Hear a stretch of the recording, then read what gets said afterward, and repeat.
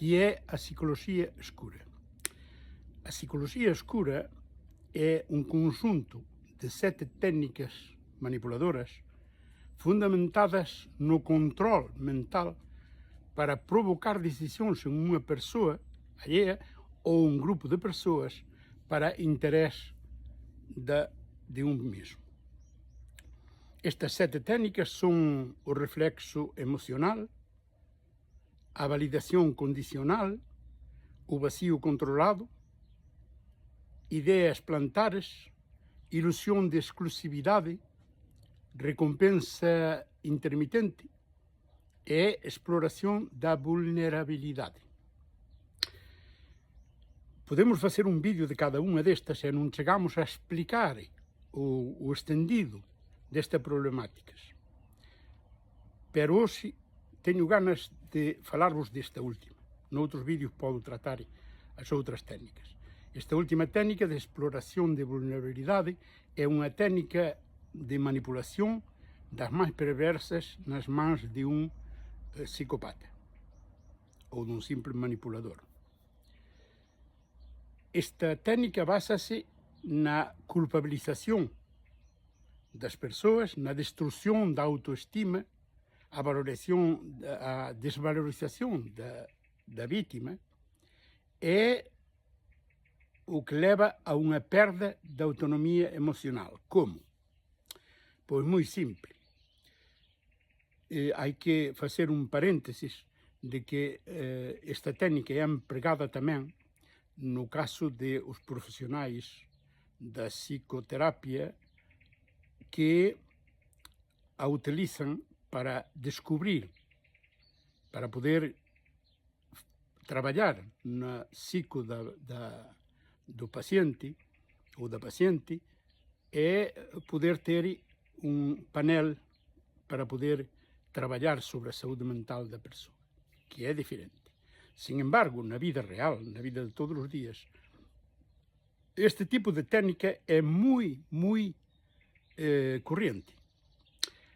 Trata-se de que uma pessoa faz o balance, faz a procura e faz digamos, uma relação das debilidades, dos problemas mentais que tem uma pessoa. Por exemplo, quando uma pessoa tem medo a certas situações e utiliza, uma vez que faz repertória esse tipo de problemas, vai nos utilizar para vitimizar a vítima, valga a redundância, e fazer dela uma pessoa dependente emocionalmente. Um exemplo. Eu, quando emigrei à Suíça, resulta que, como fazíamos quase todos, pois dizíamos que éramos albañiles porque a empresa não te colhia se dizias que eras peão. Então eu não era um albañil, tinha uma ideia porque trabalhei algo com meu pai ensinou-me as bases, mas não era um albañil feito a direito, profissional cumprido. Então resulta que houve um companheiro que era de Cavaleiros, cerca de onde eu nasci, é que esta pessoa pois, simpatizou comigo, começou a falar comigo, fazer-me perguntas, era muito compatizante, era muito ajudava-me, dizia que me ajudava, que me queria ajudar, fazia-me perguntas. Então eu, para poder, sabendo a minha debilidade, sabendo esta vulnerabilidade que eu tinha, que não era um verdadeiro albañil, pois disse-lhe a ele, para que ele se me podia ajudar, dizendo que, homem, eu albañil de todo não sou, pero tenho uma ideia tal, pero não sou um albañil. Então ele disse-me, não te preocupes, aqui tudo vai passar bem, ti, fia-te em mim que eu vou te ajudar, e tal e qual. E resulta que, a primeira ocasião, havia que pôr uns blogs que eu podia encofrar, podia pôr um ou dois blogs, pero não era para pôr blogs numa obra onde tens que avançar, tens que produzir. Então ele disse ao chefe, disse, mira, manda esse que diz que é albañil, manda-o para baixo, eu vou-lhe dar serviço. Que eu sou um cofrador, pero ele parece que é albañil, parece que é boa, manda-o para baixo. Então o chefe, pois, mandou-me, porque ele tinha confiança com o chefe.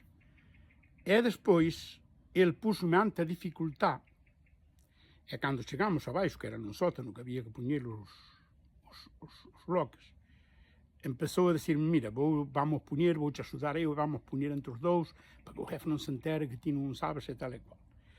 Iso fixo que eu despois era dependiente dele, porque ele tiña esa lanza contra mí.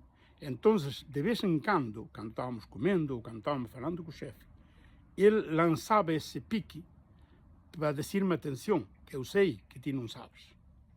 Bom, depois co tempo, pois, eu incluso a mellorei, porque aprendín rápido, e deixei de depender dele.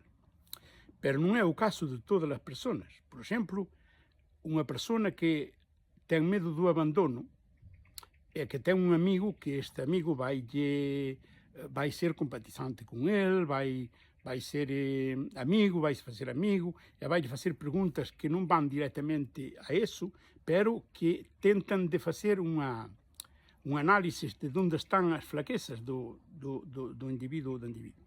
Entón, por exemplo, hai moitos, pasan incluso en parellas, donde un deles sabe, porque o outro lle fai confianza, e lle di que ten medo ao abandono. Aunque non lle diga directamente, ele percátase polas respostas que lle dá as súas preguntas, porque o verdadeiro manipulador sabe disso, sabe o que ten que facer. Entón, que vai facer? A mínima, cando hai un desacordo noutra cousa, esta persona vai deixar caer que xa fulano deixou a fulana, que ele ás veces tamén ele non quere facer eso, pero ás veces tamén lle pasa pola cabeza, porque con tantos problemas da vida, tal e cual, quería, dixo que, ao fin de contas, un ten que facer a vida solo. Entón, está-lhe incidindo á persona, está-lhe dicindo indirectamente á persona, cuidado, que eu sei que ti és delicada nesse aspecto, é que tes medo do abandono, é que se non faz o que eu quero, en este aspecto ou neste outro, eu dá-lhe a entender que a vai abandonar, sin decirlhe directamente. Ese é o que é a manipulación. Non te van a atacar directamente, porque a persona tamén pode darse conta. Entón, que é o que fan? Utilizan as debilidades da persona, utilizan esas vulnerabilidades, esos medos, esses fallos, esses que moitas vítimas pois creen que son defectos, aunque non sean, e fan que esa persona vai ser dependiente emocionalmente da outra. Do feito que, efectivamente, a outra persona vai explotar, vai guardar esses digamos, defectos para atacarte ou para ter-te baixo má. É claro que non se fai dun xeito así basto de chegar a perguntar-te.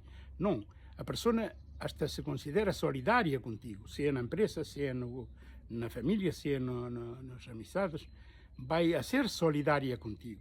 Essa persona vai te mostrar que te quer ben, que o que te está facendo, a pergunta que te faz, o que conversa contigo é no teu ben, é para ajudar-te.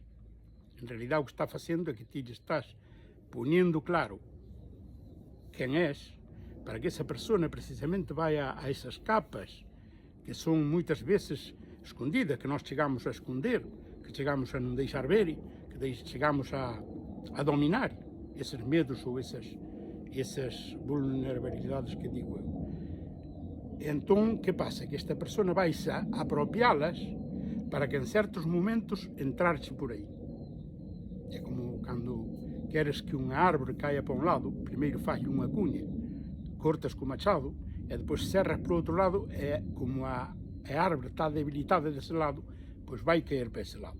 Cando queres que unha árbore caia para un lado, por calquera motivo, pois faz eso, faz un corte, unha cuña, e deixa-la debilitada dun lado, e cando o serrón vai para outro lado, a árbore ten tendencia a caer para o lado onde o tronco está debilitado.